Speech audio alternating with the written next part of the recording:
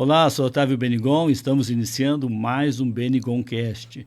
Estamos no mês de novembro, como é conhecimento de todos, celebramos aí o período do Novembro Azul, muito importante para a prevenção da saúde do homem, e celebramos também no dia 18 de novembro o dia do conselheiro, da conselheira tutelar. E para falar mais sobre o conselho tutelar, especificamente da cidade de Dourados, as minhas convidadas de hoje são nada mais, nada menos que Dani Viebrantes e Alice Rocha. Sejam muito bem-vindas ao Obrigada. Nosso Benigoncast. Muito obrigada. É um prazer estar aqui com você, Otávio. E eu, especialmente, o meu primeiro podcast. Que bom. Né? Aí, juntamente com a minha colega, a amiga Alice Rocha, que já tem uma bagagem com o Conselho Tutelar. E nós estamos muito honradas por estar aqui e dar essa visibilidade aí para a população de Dourados, para a sociedade, a importância do Conselho Tutelar, das conselheiras tutelares, que somos em 10 em Dourados. 10 conselheiros tutelares em Dourados. Isso é muito bom. Alice, o que você poderia trazer de informação para a nossa audiência? Qual o principal papel do Conselho Tutelar numa sociedade, em se tratando especificamente da cidade de Dourados? Bom dia, Otávio. É um prazer. Estamos muito honradas, né, de ser recebida aqui por vocês. Estou muito feliz em dividir esse espaço aqui com a minha colega de trabalho, a Dani, muito uma parceira de muitos anos, mas agora efetiva no Conselho Tutelar. É muito honroso quando quando se abre uma porta para falar da importância do Conselho Tutelar. É um órgão tão importante na cidade de Dourados e que não tem tanta visibilidade e que a sociedade precisa conhecer melhor. E para isso estamos aqui, né, E Alice? a gente fica muito mesmo. feliz Claro. ocupando esse espaço. E eu acho que é sobre isso. A gente precisa ocupar espaços e falar do que é importante, principalmente do que é importante na proteção de crianças e adolescentes. O Conselho Tutelar, ele é um órgão responsável, né, por zelar pelos direitos de crianças e adolescentes. É um órgão que requisita o serviço de proteção, a garantia de direitos, seja na educação, seja na saúde, seja no esporte e seja no lazer. Quais os principais desafios? São vários. São vários desafios. O primeiro, né? da educação, então, né? Como estávamos falando em off, né? São vários desafios. Principalmente é fazer com que o poder público olhe para a criança e para o adolescente como sujeitos de direitos. Eu sempre gosto de fazer um recorte que em 1920 alguma coisa, acho que 27 por aí, nós tínhamos o Código de Menores, né, que não tratava a criança nem o adolescente como sujeitos de direitos. Eles eram tratados como indivíduos, né, tratado como pessoas adultas, não tinha as particularidades de uma criança, observar as particularidades de uma criança e nem de um adolescente. Passaram-se alguns anos, 1990, que veio o Estatuto da Criança e do Adolescente, 13 de julho de 1990, que foi aí que a criança e o adolescente, eles passaram a ser enxergados como crianças e adolescentes, como seres que tinham os seus direitos a serem assegurados. Né, Dani? Perfeito. Dani, você poderia então complementar nessa mesma linha de raciocínio, considerando que a criança é o principal personagem que requer a atenção do poder público e o Conselho Tutelar é um braço, né? É um braço do poder no sentido de... porque conhece mais de perto cada realidade e traz para que essa proteção seja estendida até o menor. Como que têm sido essas ações do Conselho visando alcançar e oferecer sempre a proteção para a criança? Sim, para que a gente, junto com a rede, né, de Dourados, como estávamos falando, nós somos um braço do judiciário, né? A gente não tem esse poder jurisdicional, mas a gente está ali paralelo para essa averiguação, essa denúncia que chega para a gente e que a gente realmente torne aquela pessoinha, aquela criança, adolescente, garantindo, né, que ele seja um sujeito de direitos. Então, o nosso dia a dia realmente é receber essas denúncias, encaminhar, como somos interlocutores, né, interlocutoras aí dentro de uma rede, né? Nós somos o Conselho Tutelar com essa função de zelar, requisita um serviço. Por exemplo, como a gente estava falando, requisita o serviço da educação. Infelizmente, ainda temos muitas crianças e adolescentes fora da escola, né? Então, a gente tem essa demanda, a gente requisita o serviço à Secretaria de Educação. Se a gente não é atendido, a gente encaminha para a Defensoria Pública, para a Vara da Infância, né? Para que realmente essa vaga, né, seja fornecida para essa criança que está fora da escola. E temos o trabalho também junto à sociedade e aos pais, né, porque infelizmente tem algumas demandas que a criança está fora da escola por negligência também do responsável, né, dos pais. Então, a gente tem aí as duas linhas. Então, nossa busca é fazer que realmente chegue até essa criança e ela vai ser incluída, né, na educação. Certo. Você estava comentando que são 10 conselheiras em Dourados, dividido em 2 unidades. Como é que funciona essa divisão? Isso, né? Então, a cada 100 mil habitantes em um município, né, nós temos um conselho tutelar. Então, Dourados, nós temos 2 conselhos tutelares. Então, é dividido por território, né? Da Rua Mato Grosso para o sentido HU, Hospital Universitário e a Reserva Indígena, somos nós, o Conselho Tutelar Centro, né, que atende esse território. E da Rua Mato Grosso, sentido Monumento, né, do Colono, né, a famosa Mão do Brás. Certo. E os distritos, aí compete ao Conselho Tutelar Leste, Certo. que fica ali na Coronel Ponciano, próxima à Prefeitura. Então, são divididos em 2 territórios, com muitas demandas e já chegando aí ao número de habitantes que compete a ter um 3º Conselho Tutelar. Estamos caminhando aí para 300 mil habitantes, né, na nossa cidade de Dourados, município. Perfeito. E como que a comunidade como um todo pode se utilizar do serviço, pode pode acessar o serviço do Conselho? Isso, nós temos os canais de denúncia, né, os telefones de plantão que a gente pode passar para você. O Conselho Tutelar Centro tem um telefone de plantão, né, que é o 67 999882243. A gente tem também o canal do Leste, que a gente pode passar para vocês. Tem um Disque 100, que é um canal de denúncia nacional. A pessoa clica 100 no celular, já vai cair no Ministério dos Direitos Humanos de Brasília. E aí, qualquer município, né, cidade, distrito, a pessoa que fizer essa denúncia no Disque 100, a denúncia dela vai ser encaminhada para o município competente, para o órgão competente. Né? Aí nós temos os e-mails, né, são canais de denúncia.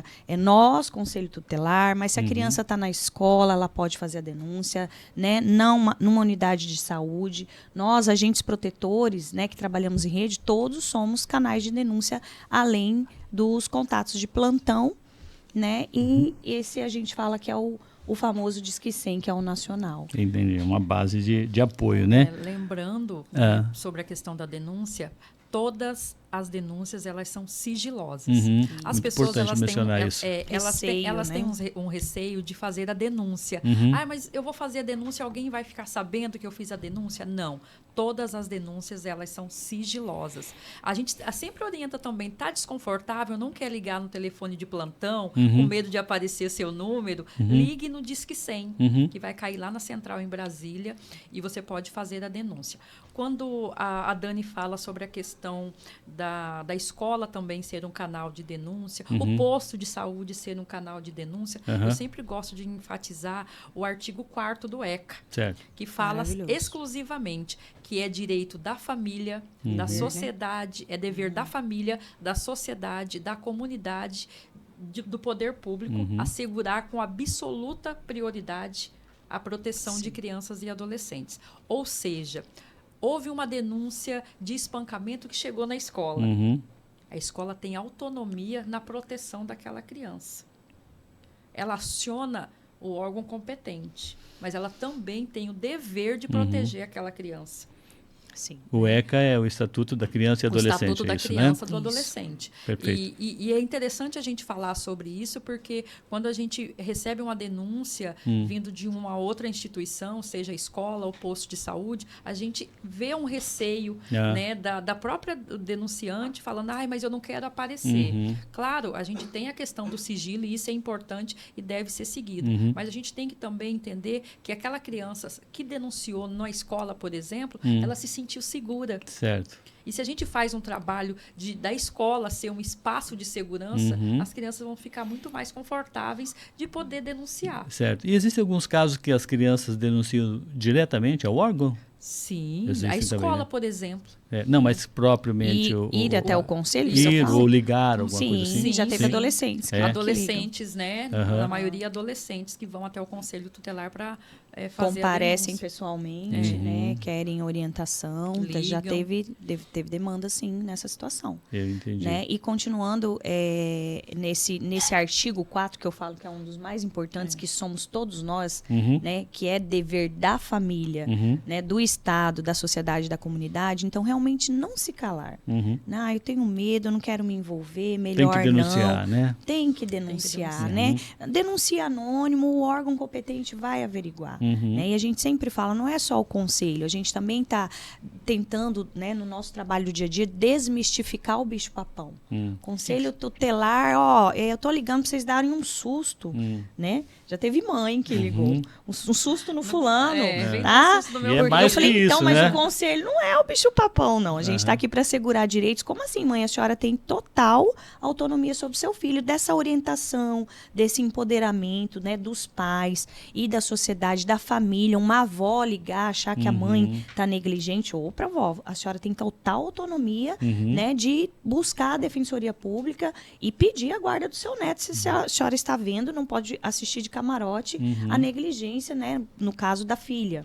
Né? Então, a gente faz esse trabalho no dia a dia também, que conflito familiar não é conselho, mas a gente faz as orientações que está tendo muito. Né? Eu estou aqui, a ex-esposa não deixa pegar o meu filho. Ou o pastor já regularizou o processo de guarda, né? Então, realmente está definido né? isso. Eu achei que era o conselho. Não, então, a gente está no nosso dia a dia, né, sempre fazendo essas orientações e reafirmando a nossa função, que é o de garantir direitos. Tá certo. Considerando que a internet é um recurso fantástico em todos os segmentos, né?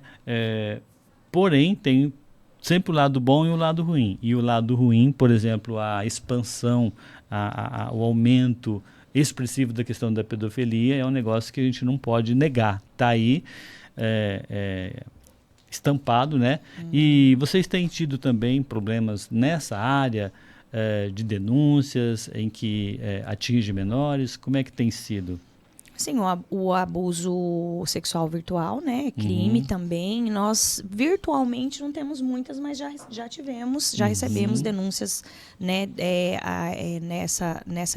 Nesse tipo, né, de virtual, mas infelizmente Dourados ainda está com um número altíssimo do abuso sexual, né, que a gente recebe denúncia do dia a dia, e a escola, a gente está trabalhando muito junto às escolas com essas falas, está sendo um canal de denúncia primordial, né? Semana passada a Alice atendeu 2 situações de abuso sexual dentro da reserva indígena, eu também 2, então assim, a escola, esse vínculo que a criança cria com aquele profissional, com a professora, com a coordenadora, com a tia do pátio, que é a inspetora, né? Então a gente está trabalhando e fazendo essa fala muito, principalmente dentro da reserva indígena, né? Para que essa professora teve esse olhar, nos acionou e a gente juntos, né, garantimos a segurança dessa criança e, lógico, o atendimento primordial dela dentro da saúde e dentro da polícia também. Falando um pouquinho aqui, que o Otávio falou sobre o crime virtual, eu quero chamar a atenção pelo uso abusivo do celular. Isso. O que nós estamos observando e o que a gente tem observado? A transferência de responsabilidade que os pais têm tirado deles e passado para o aparelho de celular. A gente sabe da demanda que é o dia a dia de uma mãe, que é o dia a dia de um pai. Cada vez com menos tempo, com né? tempo reduzido, trabalho cansativo, principalmente a mulher que chega em casa cansada, ainda tem um terceiro turno, tem os filhos ali para cuidar, e o celular tem sido um escape nesta responsabilidade de proteção. Se interte aí que dá uma olhadinha aí, né? que daqui a pouco a mãe vem, dá uma olhadinha aí, daqui a pouco o pai vem. O que os nossos filhos estão acessando? Né? O que nós estamos observando? Nós estamos pegando o celular do nosso filho, olhando o histórico, filtrando, colocando bloqueador de sites. Eu já estou algum tempo no Conselho Tutelar, né? E eu já vi coisas absurdas acontecendo no acesso ao celular. O que, por exemplo? uma criança que usava o aparelho do pai, o aparelho de celular do pai, o celular logado no YouTube, né? E essa criança começou a tirar fotos da parte íntimas dela. Você vê que absurdo? Sim, ela começou a tirar fotos e logava no e-mail do pai no YouTube. E o YouTube começou a receber aquilo lá na hora, viu e falou, tem algo acontecendo. Né? E isso gerou um tamanho absurdo. Os pais não sabiam o que estava acontecendo. E isso gerou uma investigação da Polícia Federal. E foi um negócio muito grande, né? Os pais, quando eles ficaram sabendo, eles entraram em choque. Mas foi orientado. Toma-se cuidado. O que seu filho está acessando? A escola, né? Criança não pode levar o celular para a escola. Não pode. Vocês viram a reportagem. Né? A criança está no espaço escolar para aprender o português, para aprender a matemática. O celular, ele tem que ter... mas eu vou dar esse aparelho para o meu filho porque... Tá, ok, pai, você é responsável pelo seu filho, mas existe um limite. É verdade. Né? Tem que ficar atento. O celular, ele é necessário, a internet, ela é necessária quando se sabe usar. Eu sempre falo, tem pais que falam, meu filho tá bem seguro, tá dentro do quarto com o celular, né? Não tá lá fora perigo, na rua. Né?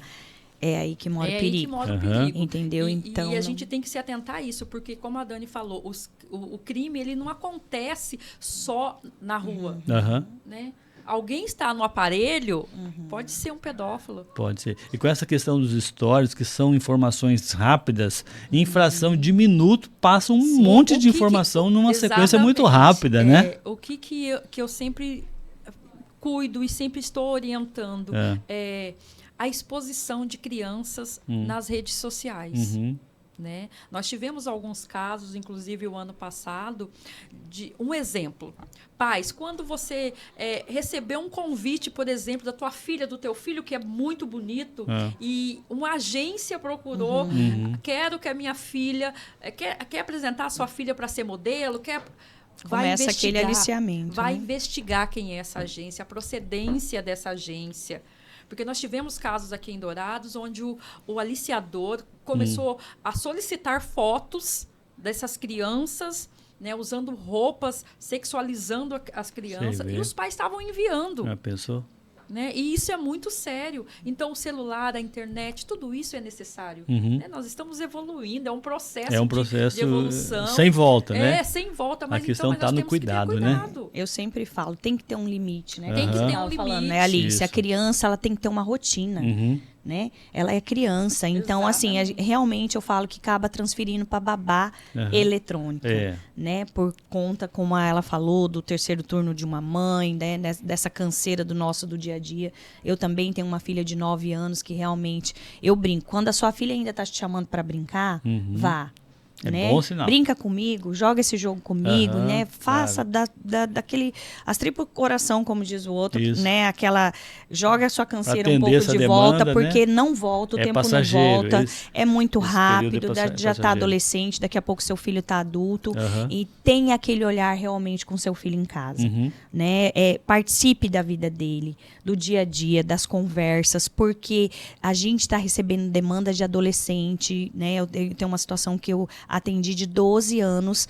Você tem algum amigo, alguma amiga? Não, meu amigo é esse que eu tava. Ela estava dependente emocionalmente de um pedófilo, suposto pedófilo. Meu pai, você vê? Né? Então, o desespero depois dos pais, né, saberem que a filha estava guardada dentro do quarto, segura. Né? E não era bem assim a história. Então, realmente, a gente acaba dando todas as armas, o melhor celular, o iPhone que acabou de sair, o notebook, né, com maior número de memórias. Então, gente, vamos cuidar do emocional. E tudo isso para amenizar a ausência dos pais. Né? E a gente, no último seminário, eu fiquei com uma fala muito forte que os mesmos sinais que uma criança que é sexualmente abusada, né, tá parecido com aquela criança que irritar demais com aquelas informações por segundos, Já com a pensou? irritabilidade, entendeu? Com a raiva, com o seu fechamento, né? Esse introvertido. Então, são os mesmos sinais de um abuso sexual. Você vê que Então, as é sério. consequências são muito As sérias. consequências são sérias. Né? A gente precisa se atentar. O que a gente pode perceber também, só um pouquinho, Alice, já retorno para você, que quando a gente interfere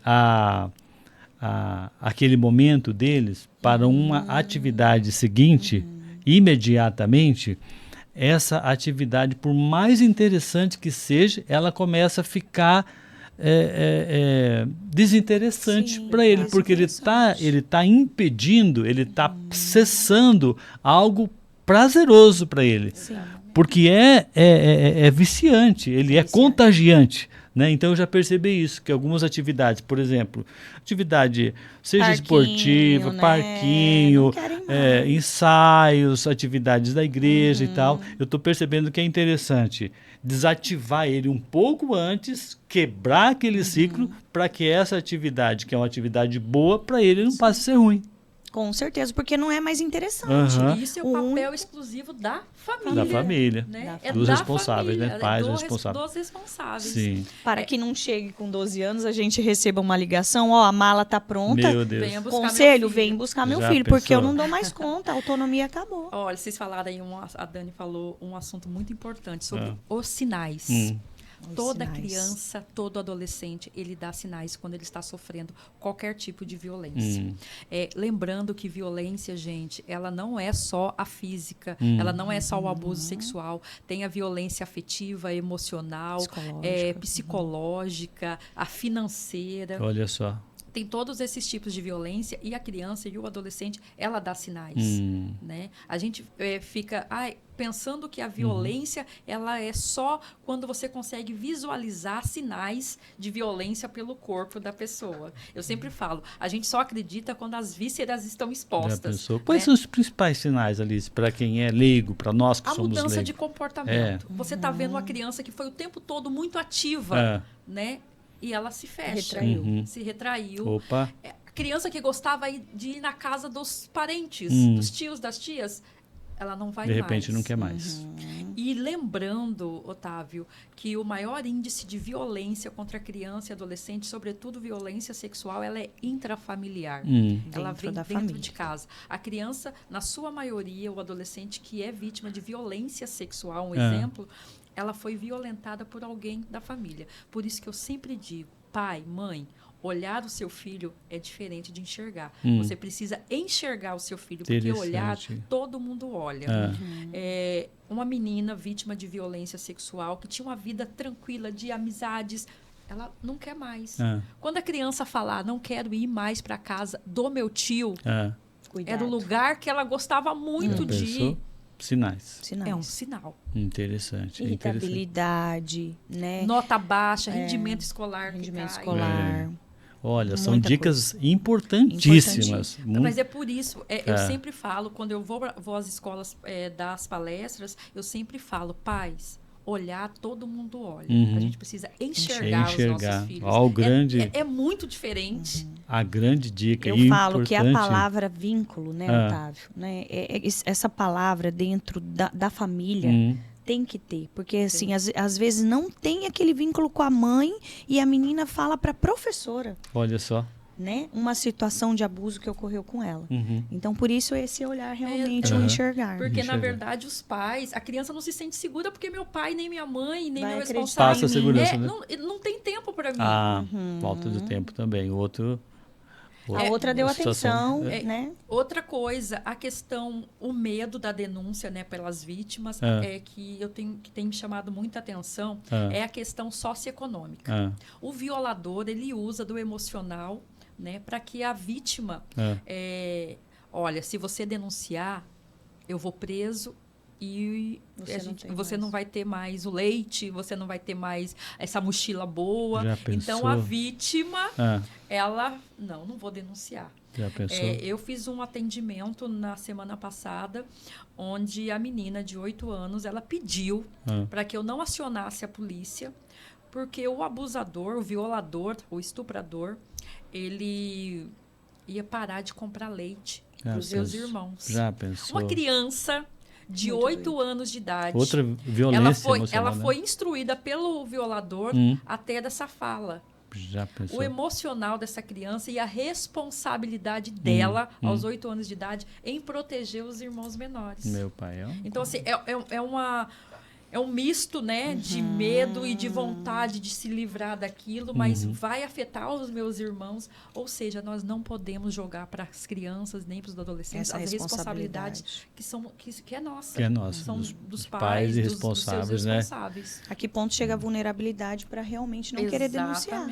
É isso. E eu acho que a gente está tocando no ponto imprescindível, que a gente está tocando no ponto da prevenção, abordando situações já ocorridas, situações até recorrentes, mas assim, a gente pode, com essas atitudes, tocar no ponto da prevenção. Isso é importante, né? Que as pessoas, que as famílias entendam isso, né? E tenham um comportamento diferente que evite o pior. Sim. É o que eu sempre falo, nós conselheiras tutelares, nós estamos felizes com os chamados para as palestras nas escolas, entendeu? CEINs, porque realmente a gente trabalhando junto com a família, né? E a escola, para dar essa visibilidade, porque eu carrego uma frase comigo que criança orientada não fica calada. Interessante. Entendeu? Então, a família também vai entrar nessa frase. Claro. Se ela tem o conhecimento, se ela tem esse empoderamento, que não...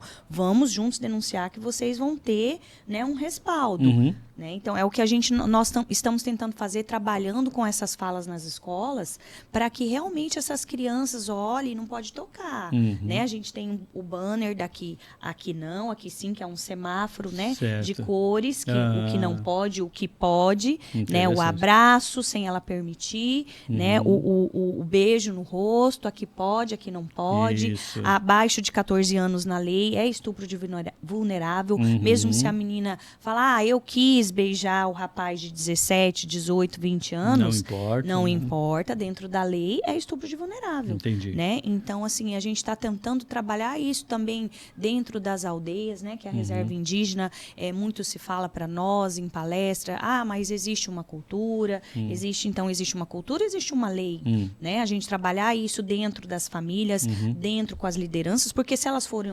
orientadas, né? Elas não vão mais não se permitir a serem violentadas. Isso é muito importante. É isso aí, estamos falando com as nossas amigas conselheiras, a Dani Viebrantes e a Alice Rocha, lembrando que estamos celebrando no mês, eu costumo dizer que mais do que um dia, eu trago essa data para o mês, vou chamar o mês de novembro, o mês do Conselho Tutelar. Isso aí. E essa ação, ela se repercute, na verdade, lembramos o mês de novembro, ela se repercute todos os meses, todos os dias. Quero chamar a atenção também para o período aí da finalização do ano letivo. Muitas escolas já estão finalizando, já estão liberando as listas escolares e nós já estamos nos preparando também para atender esses pais, tanto para essa atividade de férias, em que os pais precisam daquele recurso, daquele material complementar para auxiliar ali numa atividade extracurricular.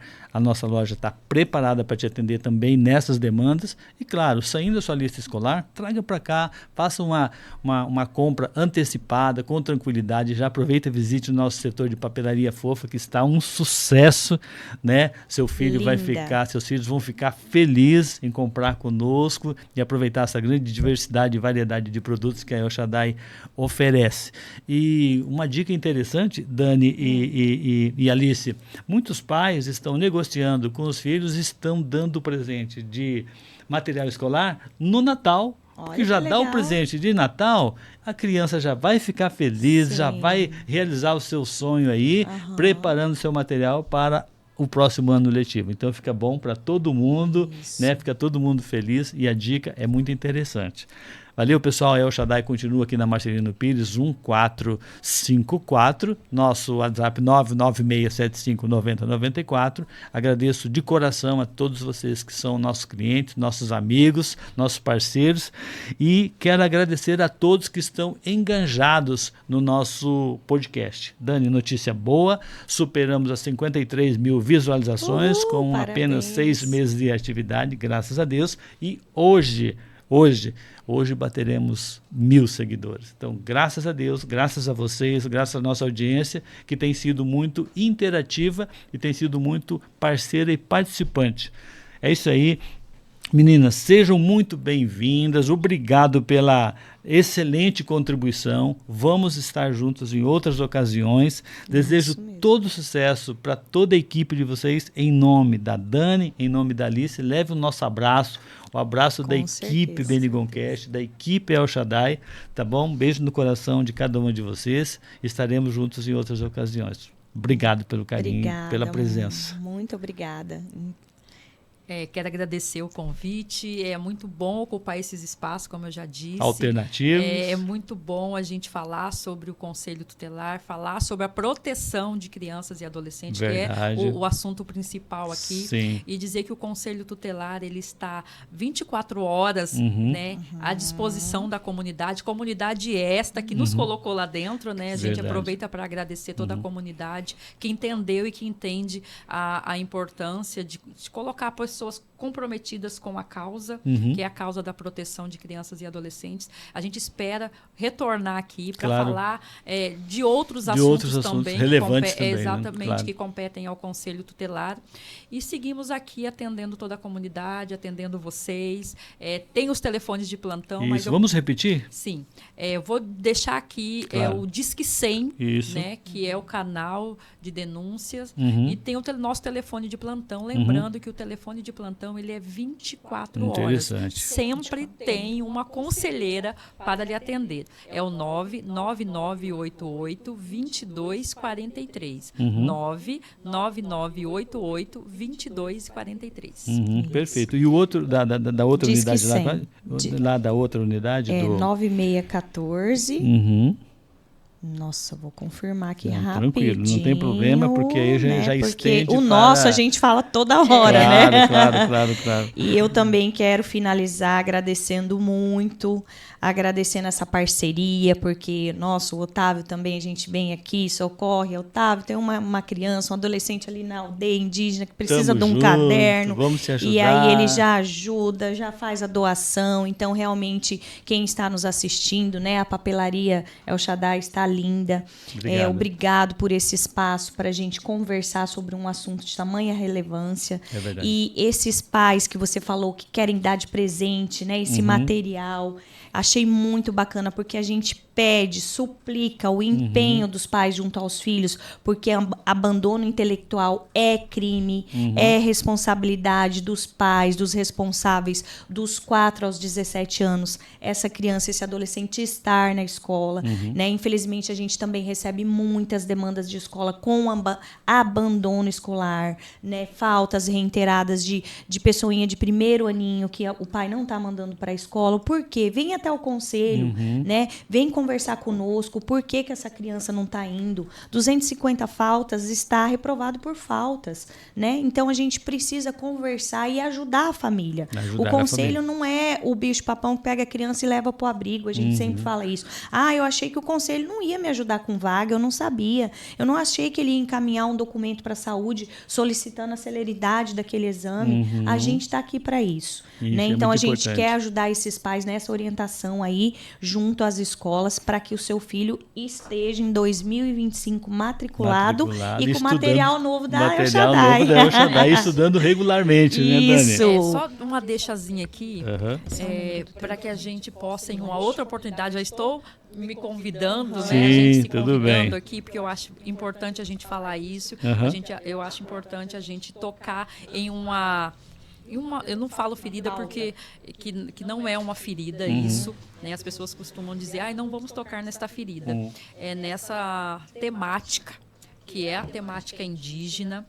Eu gostaria, se possível, em uma outra oportunidade, a gente falar mais sobre isso, porque a gente falou aqui de forma superficial e o maior índice de violência atendida pelo Conselho Tutelar é dentro do território indígena, e isso é preocupante. A sociedade precisa se atentar às crianças e adolescentes da comunidade indígena, porque ela é criança em qualquer lugar, independente de qualquer coisa. Tá bom? Perfeito, é isso aí. Muito obrigado. Obrigado mesmo, de coração. É isso aí. Valeu, pessoal. Obrigado pelo carinho da sua audiência. Pedimos para você Se inscreva, comenta, curta e compartilhe mais este excelente conteúdo. Tchau, pessoal. Tchau, Até tchau. mais.